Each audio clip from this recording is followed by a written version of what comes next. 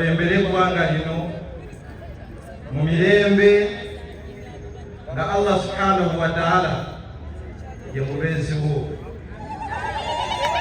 Saba Allah subhanahu wa ta'ala akwongera amaanyi na bonna abalowooza nti okaddiye ate bakusooka okumera envi. Saba Allah subhanahu wa ta'ala akalulu kano ke tugendamu n'abakwesingyeko bakulonde.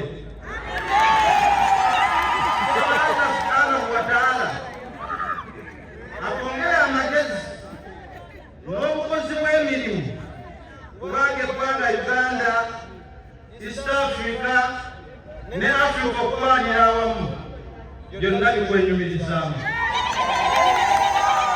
Saba Allah subhanahu wa ta'ala akwongere obuvumu oyongere okukuuma emirembe mu ggwanga lino Uganda lireme kutabanguka kubanga ffe abakuliridde emyaka Mukama waffe ebyaliwo bwe tubijjukira tebagala kubiddamu.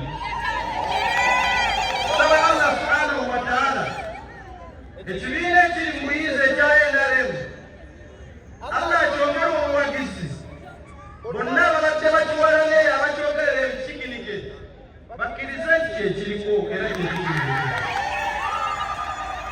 Your Excellency, tusaba Allah subhanahu wa ta'ala kubanga toyinza kukulembera wekka naye maama bwakuba ku bbali Mungu amuwangaaza ayongere okutokosa ettooke.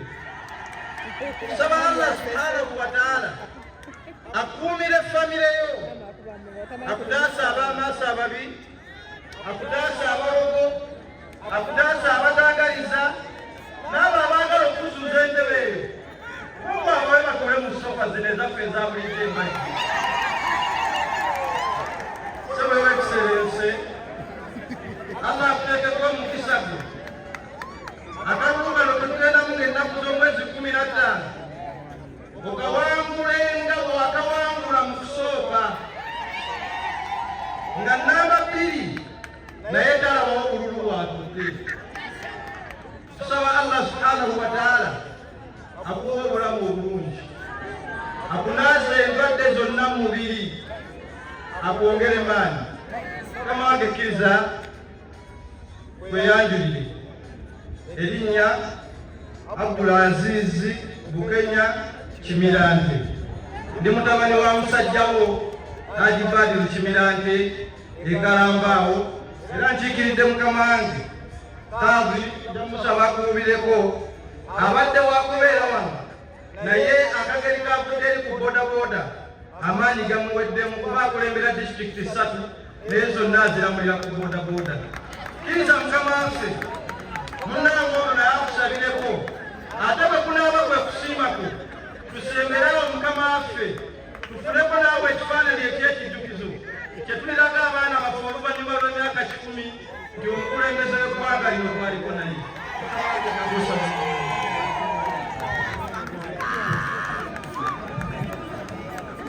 Katonda waffe omulungi omwesigwa twagala okwebaza kubanga buli mulembe oteekekawo abakulembeze.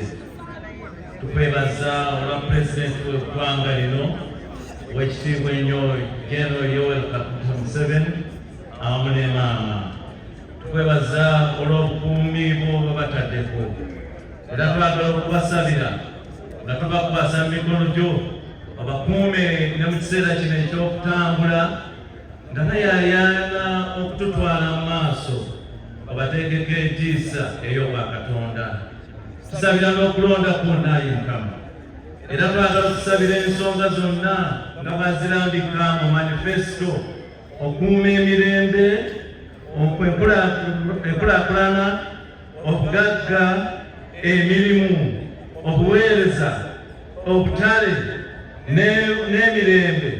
Katonda waffe kkiriza byonna obimuteeka mu mikono gyo lw'anaabiyinza. Twagala okusabira Ayi Mukama eggwanga lyonna libeere wansi w'okwagalako. Ssebo Oweekitiibwa nnyo Yoweri Kaguta Museveni pulezidenti waffe twagala okukuteeka mu kiseera kino mu maanyi ag'obwakatonda bw'owulirira nti onafuwa ate ng'otandika butandisi Mukama akujjuza amaanyi.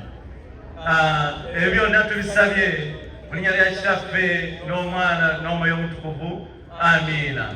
Oweekitiibwa ennyo Museveni, pulezidenti w'eggwanga, nze musajjawo Reverend Captain Masembe Saulo, Ssaabadinkoni w'Obussaabadinkoni buno akiikiridde musajjawo Bishop Michael Bowa.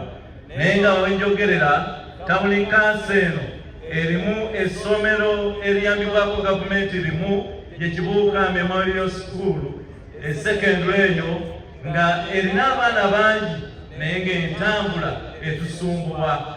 Ssebo Pulezidenti, Mukama nga bw'anaakwolesa baasi eno etukola bulungi.